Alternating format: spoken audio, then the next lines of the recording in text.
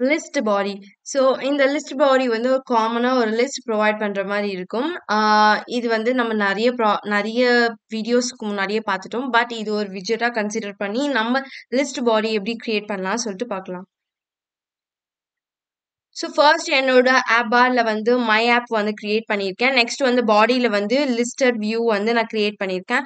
Follow that எனக்கு சைல்ட்ல வந்து எனக்கு சில லிஸ்ட் குடுத்துருக்கேன்.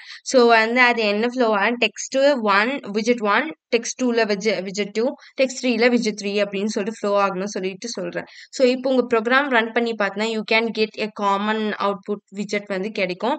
ஸோ உங்க அவுட்புட் லைக் திஸ்.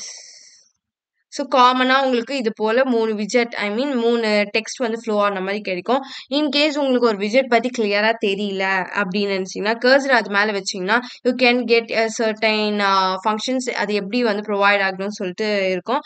ஸோ இந்த மாதிரி பார்த்து நம்மளுக்கு சேஞ்ச் பண்ணிக்கலாம். ஸோ பேசிக்கான லிஸ்ட் இதுதான். லிஸ்ட் வியூவர் அப்படின்னு சொல்லுவாங்க. நம்ம வந்து வியூவர் பார்க்கறதுக்காக யூஸ் பண்றதால வியூவர் சொல்லலாம்.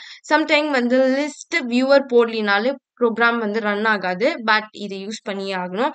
ஸோ லிஸ்ட் வியூ அவ்வளோதான்.